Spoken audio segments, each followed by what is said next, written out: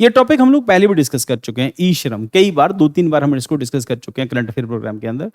सो इसको एक बार इसको फिर देख लेते हैं। ई श्रम सरकार एक पोर्टल लेके आई। लॉजिक उसका क्या था कि उसमें जितने अनऑर्गेनाइज सेक्टर के जो वर्कर्स थे उन सब वर्कर्स को एक जगह के ऊपर लेके आना, ताकि उनको उनके स्किल के अकॉर्डिंगली काम दिला सकें। उनको जो बेनिफिट्स हैं, सोशल बेनिफिट्स हैं, हेल्थ है, एजुकेशन है, हेल्थ खासतौर के ऊपर हेल्थ है, लाइफ इंश्योरेंस है, वो बेनिफिट उनको अवेलेबल करा सकें। उनका जो डाटा है उसको स्टेट गवर्नमेंट के साथ शेयर करें, ताकि उनकी वेलफेयर अपग्रेडेशन हो सके और उनके स्किल के अकॉर्डिंगली उनको जॉब मिल सके। कुल मिला के इसका टारगेट यही था। और इसमें कई सारे अभी तक लोग रजिस्टर हो चुके हैं। और अभी क्योंकि वो जो अनऑर्गेनाइज सेक्टर है उसके वर्कर्स कहीं कंसिडर नहीं किए जाते थे, तो इस पोर्टल के लॉन्च हो जाने के बाद सरकार उनके लिए वेलफेयर प्रोग्राम्स, उनके लिए हेल्थ प्रोग्राम्स, उनके लिए इंश्योरेंस प्रोग्राम, ये सबको ठीक से इंट्रोड्यूस करा सकती है। सो जुलाई 25, over 30.95 crore unorganized workers have registered in the eShram portal.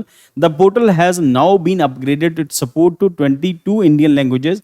Maiti's Bhashini project है enhancing accessibility and inclusivity. तो इंडियन लैंग्वेजेस के अंदर भाषणी जो प्रोग्राम है उसके अकॉर्डिंगली उनको इंडियन लैंग्वेज में उनका जो पोर्टल है उसके तक उनकी एक्सेसिबिलिटी उनको उनकी लैंग्वेज के अंदर हो गई। तो इससे क्या हो रहा है कि लगभग 30 करोड़ के आसपास, 31 करोड़ के आसपास जो लोग हैं उसमें जुड़ चुके हैं।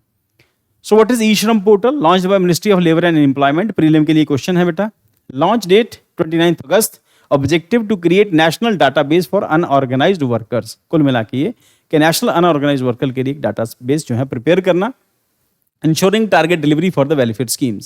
First ever national level digital registry of unorganized workers, including migrant worker, construction worker, street vendor, domestic workers, GIG and platform workers, agriculture and daily wage workers. इन सबको इंक्लूड किया है। गिग वर्कर्स, प्लेटफॉर्म वर्कर्स हैं, agriculture, daily veg labourers, इन सबको include किया है इसके अंदर, ई श्रम पोर्टल के अंदर। एंड देखो वहीं construction, migrate, GIG platform, street vendors, domestic worker, agriculture, other organise sector, unorganised workers, तो सब इसके अंदर इंक्लूडेड है। Key objective, build a centralised digital database for unorganised workers, enable delivery for social security benefits, pension, insurance, DBT, direct benefit transfer, सब इनके खाते में हो सके। मेन टारगेट यही है। Facilitate job matching, skill development. अब पॉइंट ये है कि स्किल डेवलपमेंट भी कराएंगे, जॉब मैचिंग, जो जिस काम से वो बिलोंग करते हैं उनको उसकी टाइप की जॉब दिलाएगा भी, ई पोर्टल ये काम करेगा। And digital skilling, integrate informal sector worker into the formal labour ecosystem, support financial inclusion through Aadhaar linked direct benefit transfers. Eligibility criteria, age 60 to 59 years, 16 to 59 years है। Must be employed in the unorganise sector. 16 क्यों है? क्योंकि वो जहां पर heavy machinery का काम नहीं है वहां पर वो रजिस्टर हो सकते हैं। 14 साल से ऊपर है ना। And must be employed in unorganise sector, factory में काम करने के लिए जो 18 साल है। And must be employed in unorganise sector, must not be member of EPFO, ESIC से जुड़ा हुआ नहीं होना चाहिए, ना ईपीएफओ से ना ईएसआई से। देन उसके बाद मस्ट प्रोसेस, आधार कार्ड होना चाहिए, आधार लिंक्ड मोबाइल होना चाहिए और बैंक अकाउंट होना चाहिए। 3 चीजें होना उसके बाद जरूरी है। Key features, universal account number है, UAN, the unique portable identification link to Aadhaar, help workers access benefits across states and schemes. Single registration process, minimal documentation, Aadhaar plus bank account, easy self registration available via mobile और CSC common service centres, multilingual support upgraded by Bhashini to support 22 languages, earlier limited to English, Hindi, Marathi and Kannada. अब 22 languages के अंदर include हो गई हैं। इसका मतलब कोई भी मोबाइल के ऊपर अपने जाके ई श्रम पोर्टल के ऊपर अपने आप को रजिस्टर कर सकता है, उसकी चीजों को समझ सकता है क्योंकि उसकी लैंग्वेज में अवेलेबल है। देन उसके बाद dedicated helpline and portal based complaint resolution system, family data capture for migrants, ensure access to education, health and women centric schemes, integration with skill and employment scheme, connects workers. अब बेटा इस news को, ये वाली news जो है इसको हम लोगों ने, जो वुमेन वाली न्यूज की थी कल की थी या शायद उससे पहले की हम लोगों ने, जहां पे विमेन कल की है शायद, उसके साथ इस न्यूज को उसके साथ लिंक कर लेना है ना। दोनों न्यूज इकट्ठी हो जाएंगी, ये वाली और जहां पर विमेन वर्कर को लेके हमने डिस्कस किया था वो वाला। तो connect workers to skill development के लिए काम करेगा, अप्रेंटिसशिप के लिए काम करेगा, पेंशन स्कीम्स के लिए ये पोर्टल काम करेगा, डिजिटल लिटरेसी इनिशिएटिव्स के लिए एंड पीएम विश्वकर्मा योजना के साथ भी ये लिंक हो जाएगा। पीएम विश्वकर्मा योजना हम पहले डिस्कस कर चुके हैं, एक बार आप वहां जाके एक बार उसको दोबारा देख लेना, अगर आपने नोट्स बनाए हो हाथ से तो विश्वकर्मा योजना पता चल जाएगी क्या है। BOCW डाटा शेयरिंग क्या है? Data of registered construction workers shared in building and other construction workers, BOCW welfare board के साथ उनको शेयर किया जाएगा।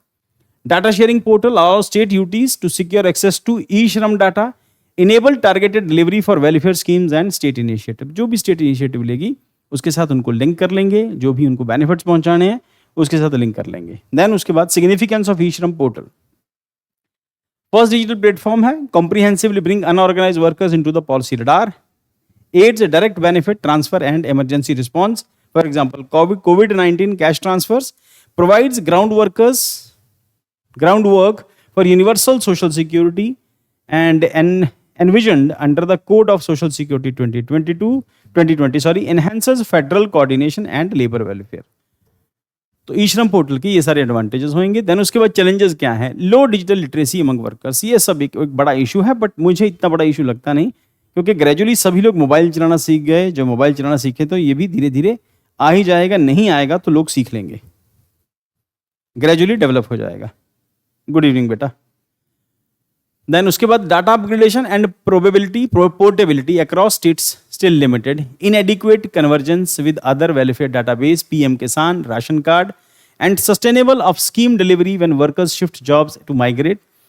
तो ये जो छोटे मोटे हिकअप्स हैं ये ग्रेजुअली दूर हो जाएंगे। किसान ज़्यादातर लोग पढ़े लिखे नहीं है, सीख गए सब लोग मोबाइल चलाना, और 10 साल के बाद ये सब, 5 साल के बाद ये सही प्रॉब्लम भी ये भी खत्म हो जाएंगी, रिमेनिंग प्रॉब्लम खत्म हो जाएंगी। एंड डाटा को लेके updation and portability across state still limited, ये भी एक एस्पेक्ट हो सकता है प्रॉब्लम तो है। इनएडिक्वेट convergence with other welfare database and ये अदर डाटाबेस पीएम किसान है, राशन कार्ड है, तो इनएडिक्वेट कन्वर्जेंस है इसके अंदर, ये भी एक इशू है। Sustainability of the scheme delivery when workers shift jobs to migrate, अब ये एक इशू है। कोई वर्कर रजिस्टर है हमारे शहर में, रजिस्टर यहाँ पर है, फिर उसके बाद अपने घर चला गया, फिर वहाँ चला गया, फिर वहाँ से किसी और स्टेट में चला गया, ये एक माइग्रेशन का एक इशू जो है वो एक सब्जेक्ट है यहाँ पे।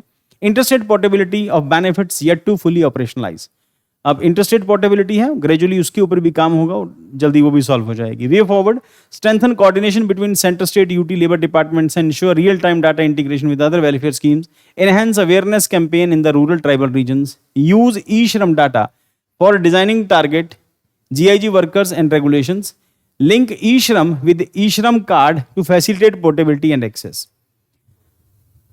अब मेंस के लिए आपके लिए क्वेश्चन है कौन सा? The e-shram portal is crucial step towards formalizing India's vast unorganized workforce. Discuss the features, significance and challenges in achieving inclusive labor welfare।